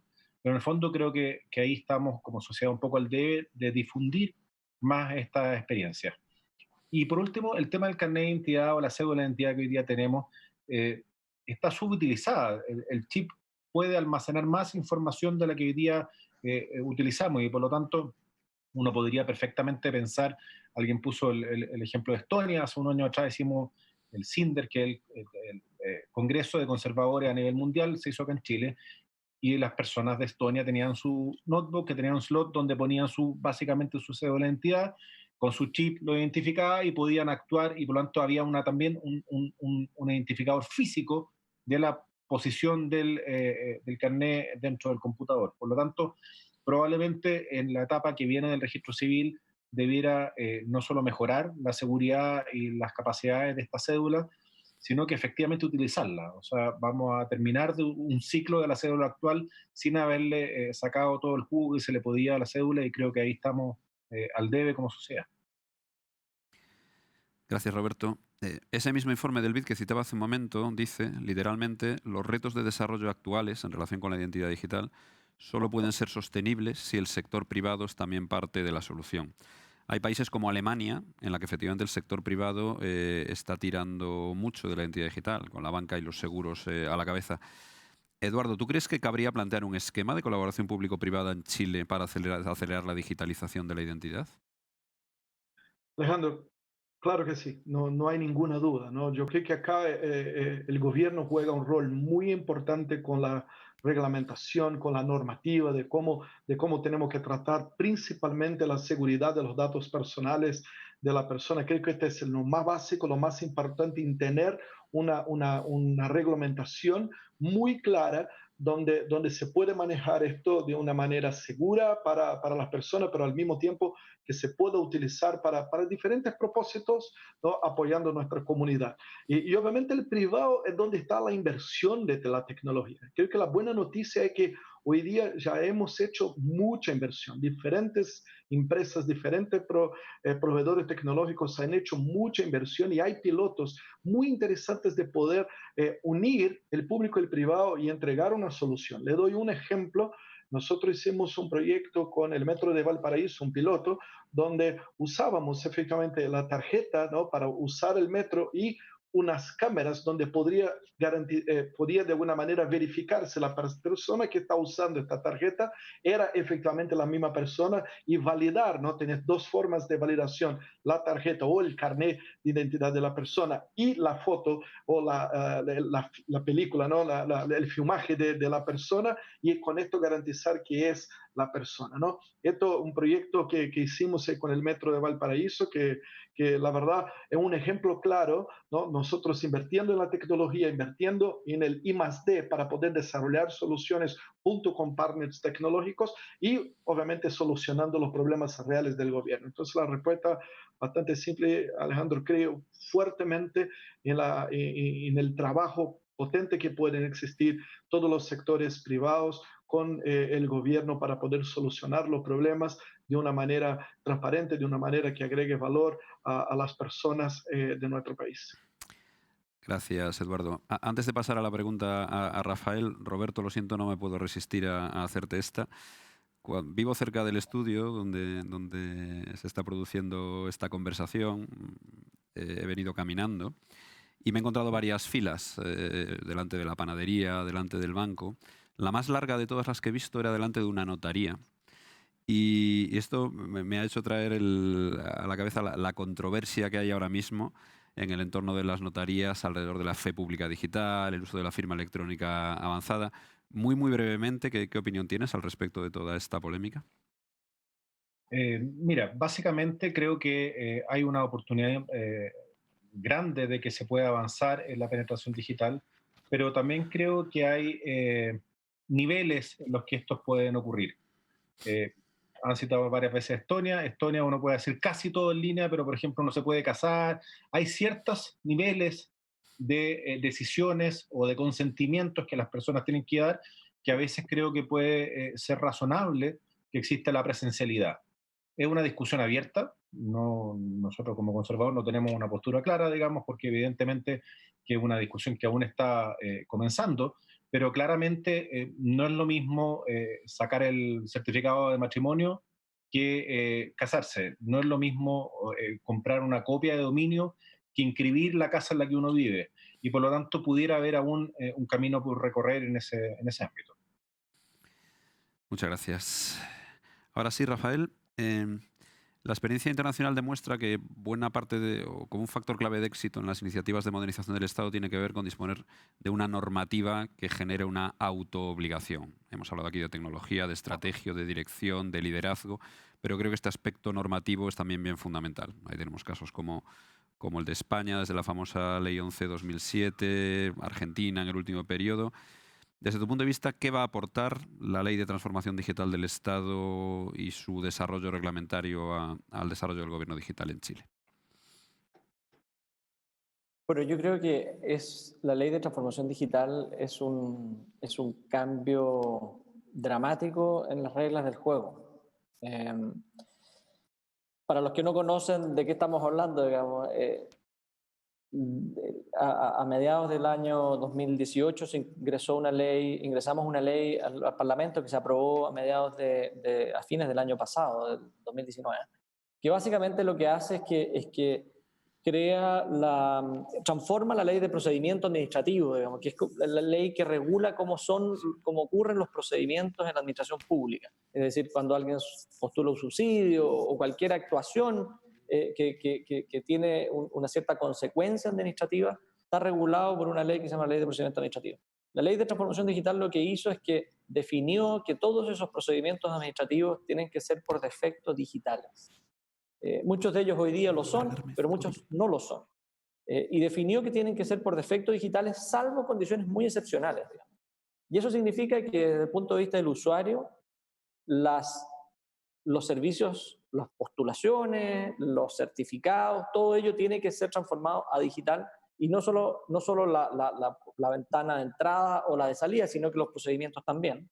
Y también la ley, pusimos ahí una serie de elementos que básicamente facilitan y cierran este círculo, como por ejemplo la notificación digital para la finalización de un procedimiento administrativo, el domicilio digital legal para efectos de la notificación, y un conjunto de otros elementos, estándares, normativas estándares para poder tener una interoperabilidad realmente potente, etc. Creo, Alejandro, que esta ley, obviamente las cosas no la cambian las leyes, digamos, tenemos que hacer el trabajo para cambiar, y estamos en ese proceso. De eso se trató la Agenda de Transformación Digital. Pero creo que la ley va a ser un elemento clave en el proceso hacia adelante. Estamos en este minuto en el proceso de redacción de los reglamentos y los decretos con fuerza de ley que acompañan esta ley y que la aterrizan, y que se van a entregar ahora hacia fines de año. Y después vienen 4 años de puesta en marcha, digamos. Puesta en marcha que ya partió, por supuesto, pero en el cual se van a ir cumpliendo hitos que van a determinar como la bajada de bandera, cuando va a haber un minuto en el cual las comunicaciones ya van a tener, dentro de los órganos del Estado, ya van a tener que ser 100% digitales, todos los oficios y todas esas cosas. Y así van a ir cayendo ciertos elementos, ciertas fechas relevantes. Creo que la importancia es total, creo que además es una tremenda oportunidad nuevamente, tanto para el sector público en materia de ponerse la agenda de transformación en cada una de las instituciones, y también para el sector privado, para acompañar y ayudar al sector público en este proceso. Yo estoy convencido, en esto totalmente de acuerdo con lo que comentaban antes, digamos. El esfuerzo de transformación es un esfuerzo que tiene que hacerlo el sector público, tiene que hacerlo el sector privado en sí mismo también, y tienen que hacerlo en conjunto, unos ayudándose a otros en este proceso. Y déjame tocar respecto a esto nada más que algo de lo que comentaban antes respecto a identidad digital. Es evidente que la identidad, uno no tiene una identidad para el mundo público y una identidad para el mundo privado, por ejemplo, ¿cierto? Es una sola identidad. El carnet de identidad sirve para los trámites o para las cosas que uno quiera hacer en el banco o en FONASA, digamos, por decirlo. Y por lo tanto, en el mundo de la identidad digital también tenemos que avanzar hacia allá. La clave única es un elemento fundamental y fundante de esta estrategia que tenemos de identidad digital. Pero no es lo único, y se le han ido y se le están agregando en el diseño de esto un conjunto de elementos para hacerlo y transformarlo realmente en una identidad. Hoy día es un sistema de autenticación, pero ya lo están usando, partió en el mundo público, pero ya está siendo dispuesto en el mundo privado también. Hoy día, por ejemplo, el AFC es una entidad privada, pero que entrega un servicio público, ya lo incorporó. Estamos trabajando con el registro civil para, hacia fines de este año, disponer este servicio abierto hacia el mundo privado, de manera que complemente los sistemas de autenticación que tienen en el mundo privado, de la mano de agregarle factores de autenticación y un conjunto de otros elementos. Todo eso también está vinculado a la Ley de Transformación Digital. Es decir, para responder tu pregunta, Alejandro, creo que el ámbito normativo evidentemente no es todo, porque está lleno de leyes que todos sabemos que se cumplen poco, pero en esta materia en la cual se requiere un esfuerzo jurídico, se requiere cambios de culturas, etcétera, creo que el haber puesto este marco legal que nos pone esa obligación hacia adelante va a ser muy relevante en los pasos y en lo que vaya a ocurrir de aquí a los próximos 3 o 4 años. Muy bien. He logrado 5 minutos de prórroga y no me gustaría dejar de tocar un tema que me parece fundamental para el momento del país. Os pido una reflexión de 1 minuto cada una, por favor, sobre el siguiente punto, ¿no? Que tiene que ver con calidad democrática y gobierno. Bueno, pues desde el pasado mes de octubre estamos sufriendo o atravesando una situación muy, muy importante, ¿no? En Chile. A esto debemos unir que globalmente la pandemia yo creo que ha generado una mayor concienciación ciudadana del impacto que tiene, como decíamos al inicio, la gestión pública en nuestro día a día, en las vidas. Y en este contexto tenemos que enfrentar varias situaciones, ¿no? Hay un filósofo que a mí me encanta que se llama Daniel Innerarity, que dice que la principal amenaza de la democracia no es la violencia ni la corrupción, sino la simplicidad, ¿no? Y que la complejidad de la sociedad del siglo XXI tiene muy poco que ver con el momento en el que fueron diseñadas las instituciones públicas, y mientras esto ocurre lo que estamos viendo es a líderes políticos y sociales tuiteando como si no hubiera mañana y devaluando y polarizando, yo creo que muy necesariamente, el debate público, ¿no? Por otro lado, y hay un panel dentro de este mismo summit sobre fake news, vemos la importancia de las redes sociales. Hay datos, por ejemplo, en España que dice que las redes sociales son ya el principal canal de información política de los jóvenes de menos de 35 años. y hemos asistido a una situación en la que una de las principales fuerzas políticas a nivel de votación ha estado suspendida en Twitter durante algunos meses. Estamos hablando de una empresa privada de un país extranjero condicionando el primer canal de información política para los votantes más jóvenes, ¿no? O, bueno, pues Darren Acemoglu y su estudio en el MIT dice que la libertad necesita que haya una sociedad movilizada, que participe en todo momento de la política, que proteste cuando sea necesario, algo que estamos viendo aquí, y que nos lleva a reflexionar sobre la participación ciudadana en el ámbito o en el momento de los canales digitales. Entonces, estamos viendo que lo digital es cada vez un elemento más decisivo en la conformación de nuestras instituciones, en nuestro juego democrático, y estamos viendo que esto cambia tan rápidamente que realmente a veces uno da la sensación de que se pierde el control en elementos tan legítimos, y lo hemos visto en Estados Unidos o lo hemos visto en Brasil, más que legítimos, tan en el origen de la legitimidad de las instituciones como el poder condicionar unas determinadas elecciones. ¿Qué reflexiones os suscita muy rápidamente este impacto de lo digital en la calidad democrática de la gobernanza? Vamos por orden alfabético, por poner en orden, o sea, Ariel, por ejemplo.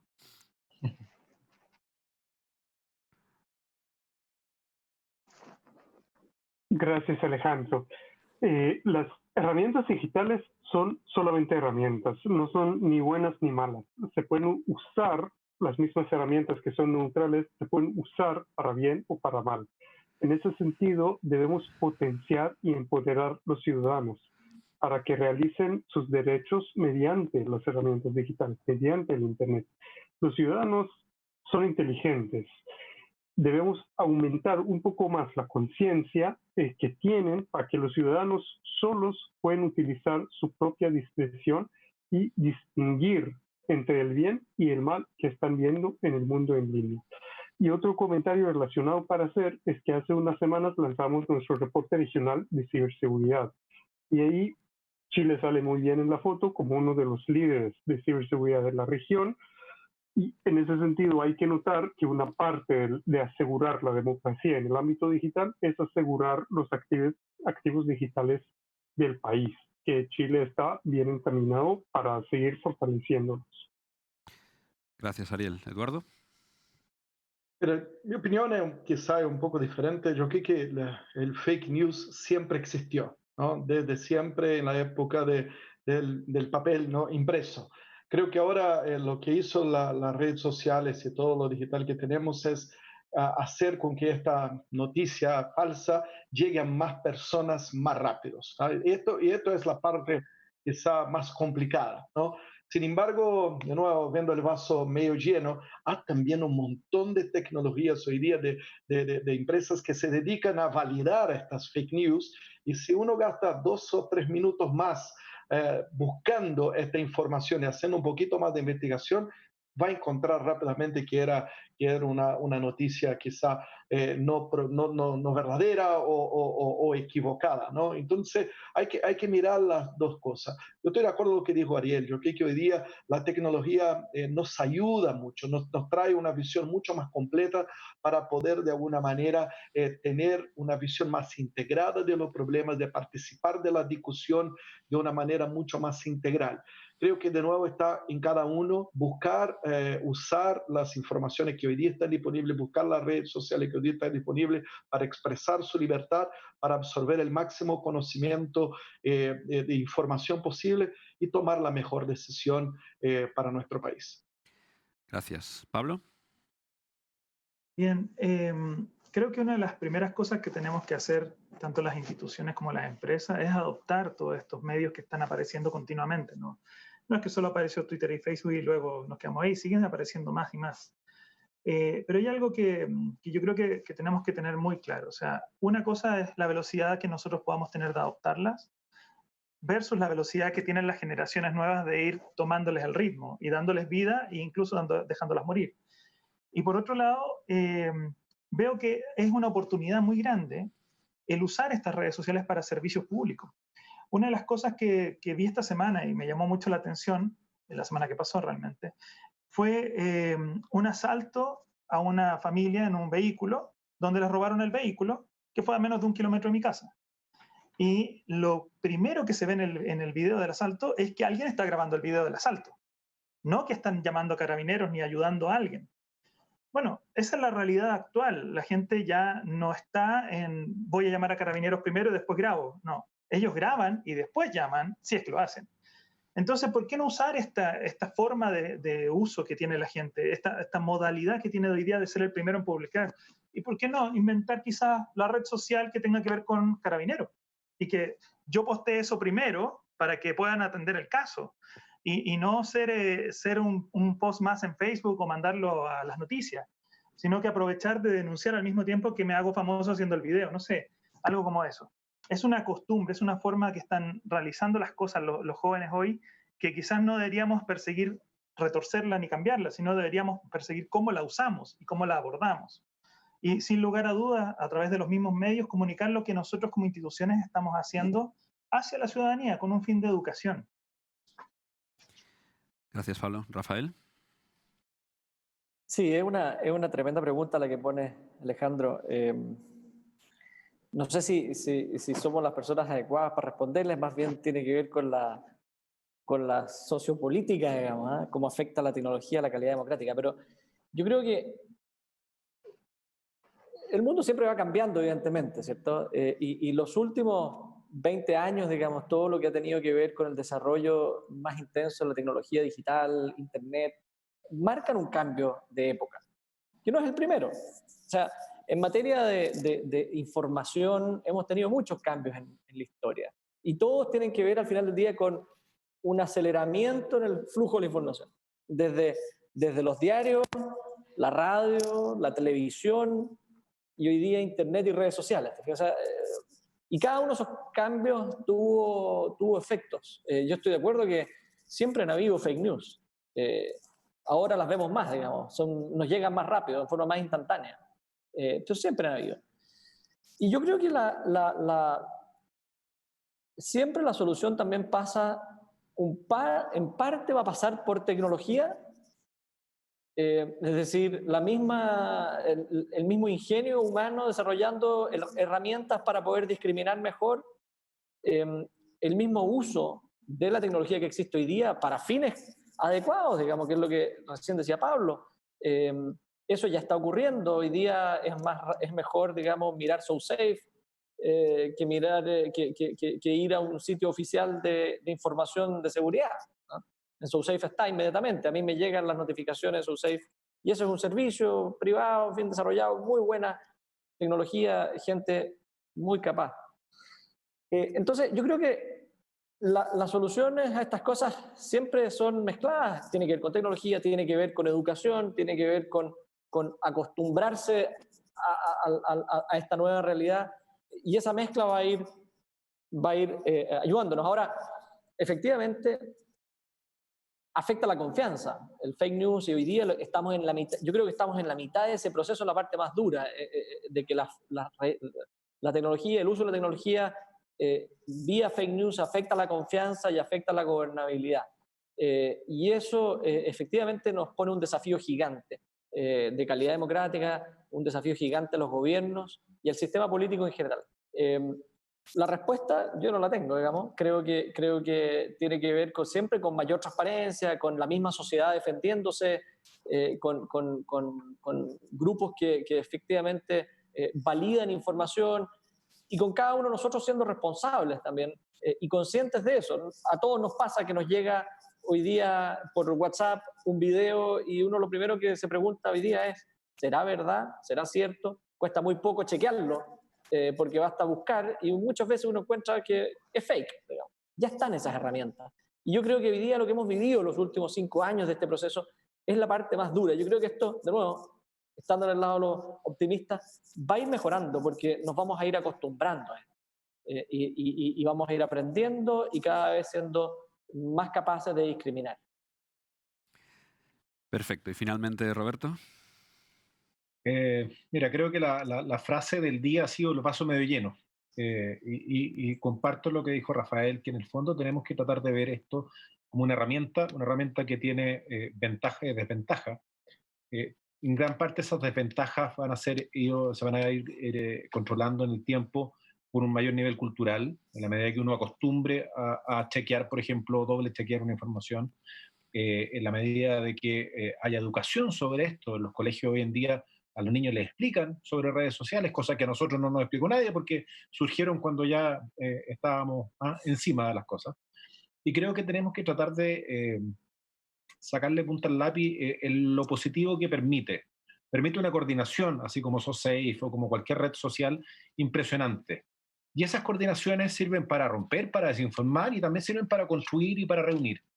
Y creo que es una gran oportunidad que tiene la sociedad completa, todo el planeta, de poder lograr construir a partir de esta integración instantánea. Hoy en día cualquier noticia es capaz de viralizarse en el planeta en segundos y todo el planeta es capaz de saber algo o lo que está pasando. Esa realidad que hasta hace un tiempo atrás era imposible, era soñada, tenemos que tratar de que nuestra cultura, que nuestro sistema político, que nuestras empresas, que nuestra sociedad finalmente logre sacar lo positivo que tiene. Yo insisto, creo que el vaso medio lleno hace que esto tenga más ventajas que desventajas, pero tenemos que autoimponernos filtros. No solo esperar que alguien regule esto, sino que efectivamente o alguien bloquee redes sociales como algunos gobernantes de otros países, digamos, sino que simplemente en la medida de que nosotros tengamos un mayor conocimiento de que esto no siempre es verdad, lo miramos con otros ojos y tenemos que tratar de sacar, insisto, lo positivo que tiene, que nos permiten construir y reunir y no solamente desinformar y romper. Pues muchas gracias. Se nos ha quedado fuera la nube, la ciberseguridad, el Big Data, la analítica, la gobernanza, pero no tenemos tiempo para más. Simplemente a modo de conclusión, yo me he notado aquí algunas palabras que me han parecido muy significativas durante la conversación. La realidad, las necesidades, los desafíos y la tecnología ya estaban ahí. Vamos a vivir una etapa de aceleración, yo creo que indiscutible. Se ha generado una reducción de algunas de las barreras, dos muy importantes, ¿no? como la normativa, lo procedimental y la cultural, que nos han permitido avances impresionantes, como algunos de los que hemos repasado en cuestión de semanas o meses. Y hay 4 o 5 factores que nos parecen absolutamente esenciales para que este camino continúe y no se quede simplemente como una reacción a la coyuntura. La transformación de las personas, el liderazgo desde el nivel directivo, la estrategia y la evaluación del impacto de las acciones que tomamos y de las políticas públicas en general. Yo creo que ha sido una conversación amena, entretenida, interesantísima. Así que muchas gracias, Ariel, muchas gracias, Eduardo, muchas gracias, Pablo, muchas gracias, Rafael, muchas gracias, Roberto, y muchas gracias al público asistente por estar ahí y por participar durante el debate. Aquí terminamos este panel de transformación digital en gobierno. Gracias a todos.